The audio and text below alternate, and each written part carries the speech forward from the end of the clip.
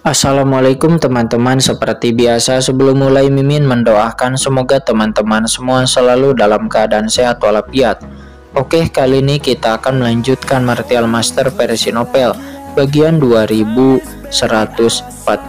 Bagi yang baru bergabung, selamat bergabung, dan bagi yang belum subscribe dulu lah agar Mimin tambah semangat lagi nih bikin videonya.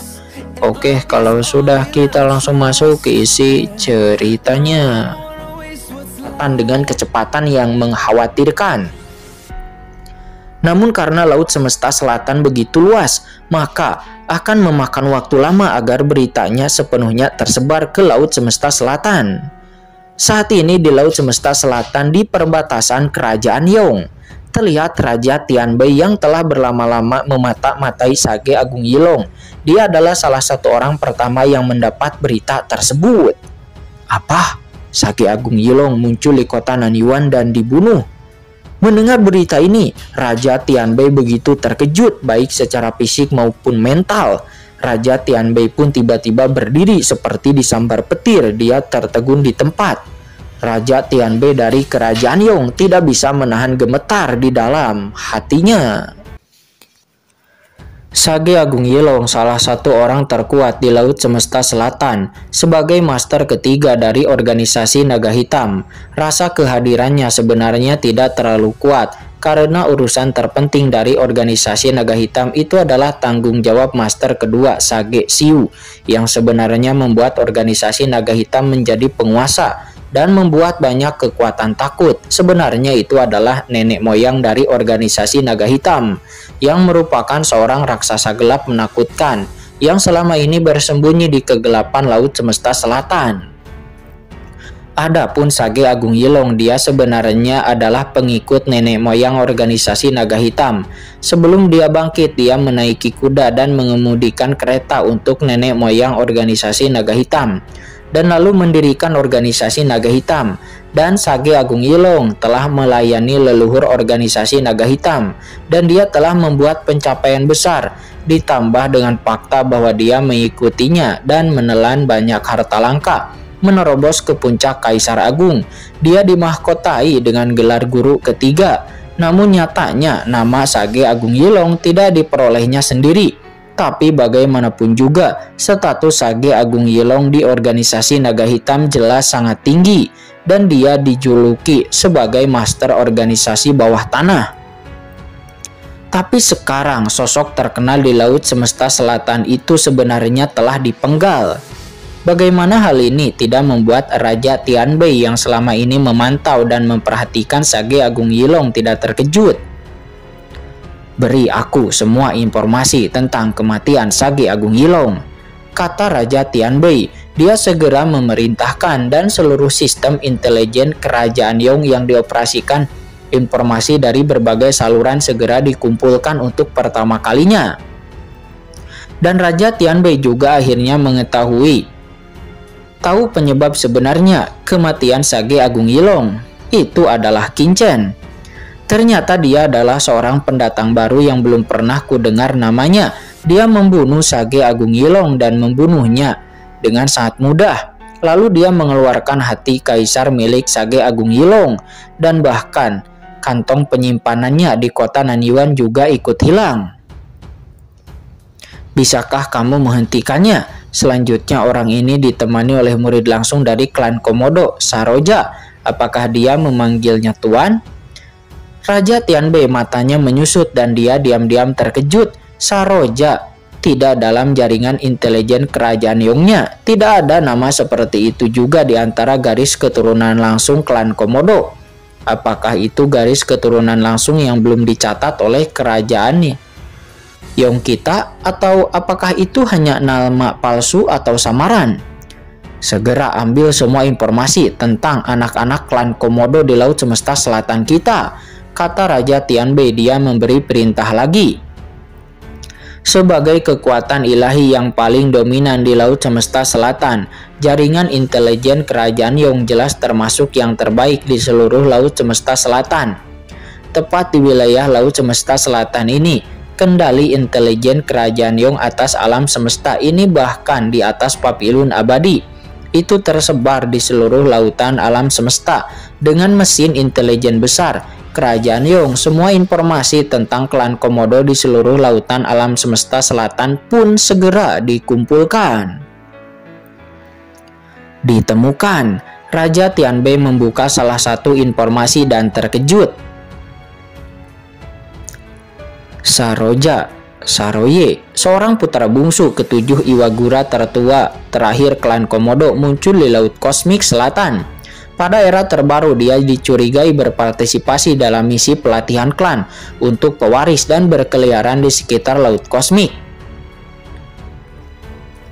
Saroja dan Saroye, mungkinkah ini sebuah kebetulan atau apakah Raja Tianbei tidak bisa menahan gemetar di dalam hatinya? Sebagai salah satu pewaris klan Komodo, Saroja memasuki alam semesta selatan. Selama dia muncul secara alami, dia akan dicatat oleh orang-orang yang berkepentingan dan dikumpulkan ke dalam kekuatan besar dan memprovokasi dia datang ke permusuhan dari klan Komodo.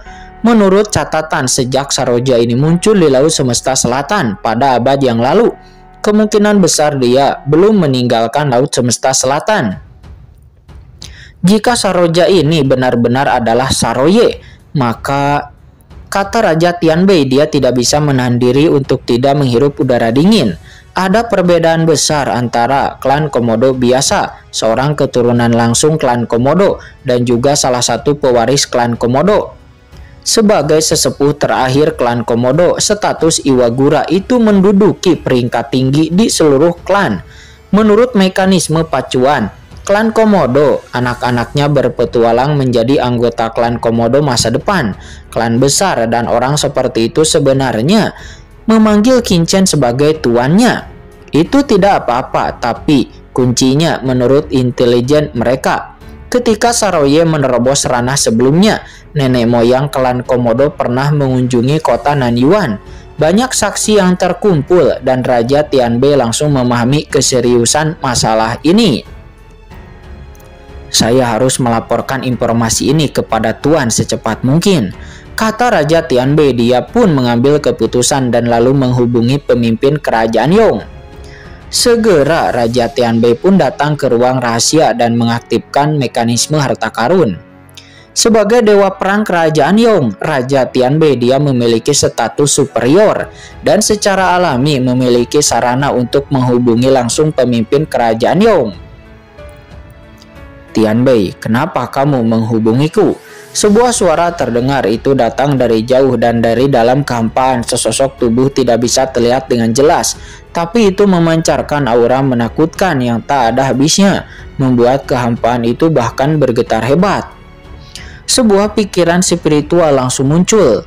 Raja Tianbei langsung terlihat sangat hormat. Lapor penguasa Kerajaan Yong. Sebagai pendiri kerajaan ilahi yang kuat, bahkan jika Anda melihat seluruh alam semesta, itu adalah keberadaan yang sangat menakutkan, yang sangat mulia. Peristiwa besar terjadi di kota Nanyuan belum lama ini. Sage Agung Yilong dari organisasi Naga Hitam dibunuh oleh orang kuat misterius bernama Qinchen.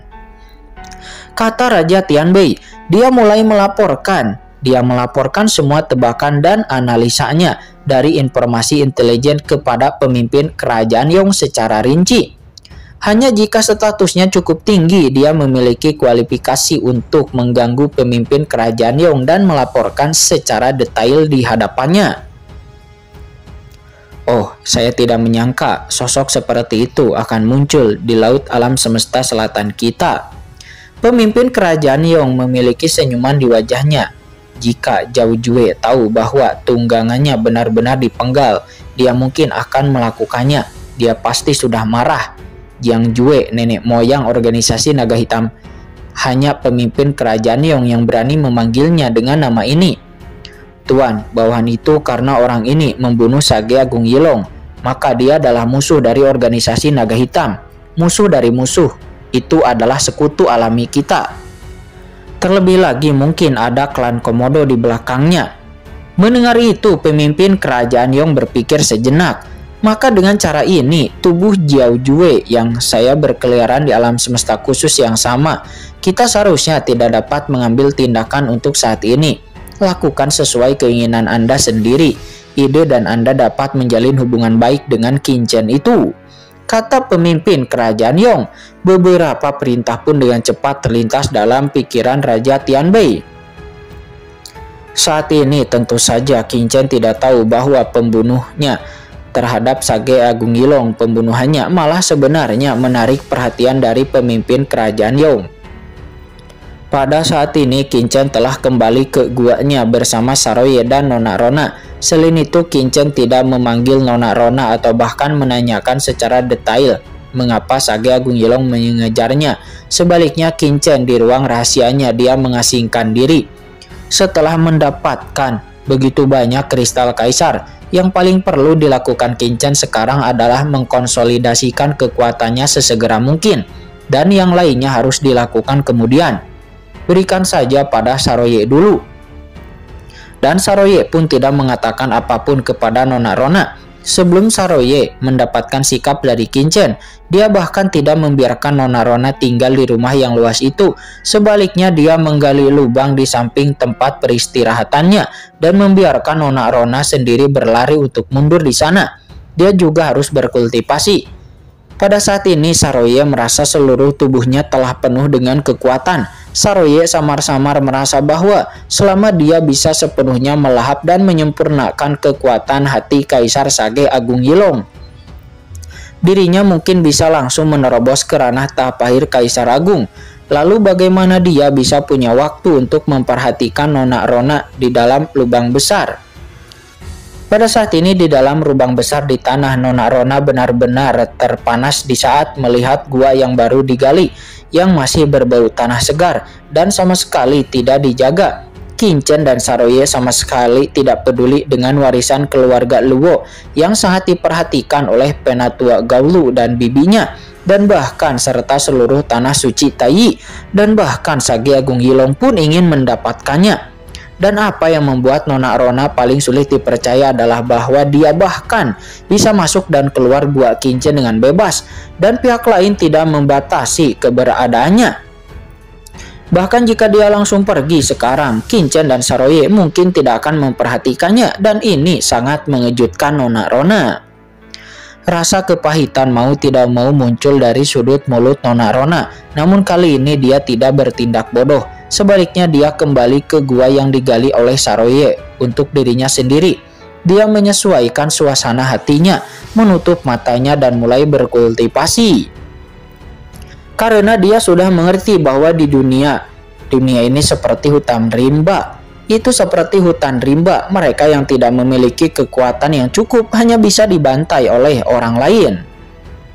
Saat ini di ruang rahasia, Qin Chen duduk bersila dengan sejumlah besar kristal kaisar yang ditempatkan di sekitar tubuhnya, lalu ledakan.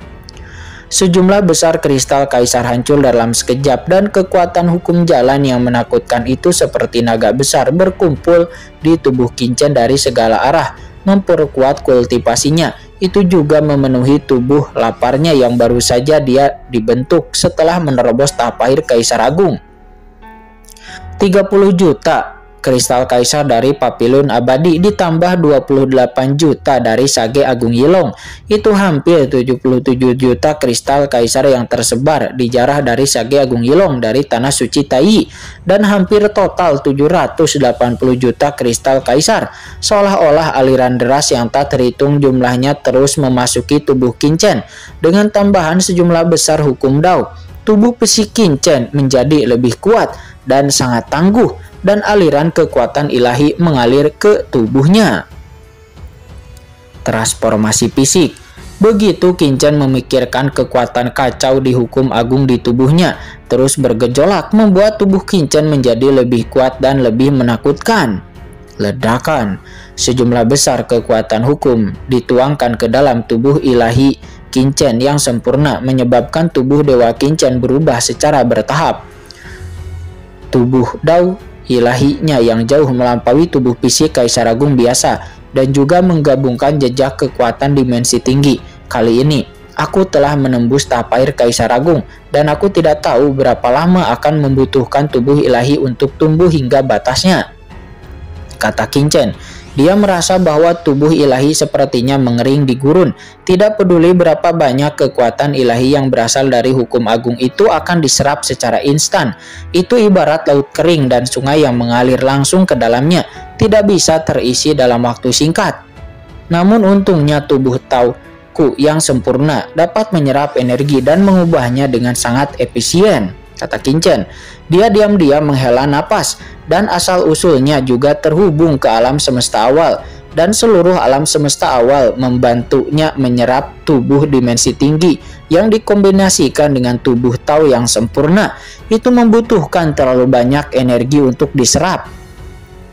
Bagi kaisar tahap akhir biasa, bahkan jika mereka memiliki kristal kaisar, itu akan memakan waktu yang tidak ada habisnya, setidaknya berdasarkan pengetahuan ribuan tahun. Tapi kekuatan dimensi tinggi Qinchen ini mengubah energi terlalu cepat, dan saat dia menyerap hukum jalan Dao besar, seluruh alam semesta awal juga bertransformasi untuknya.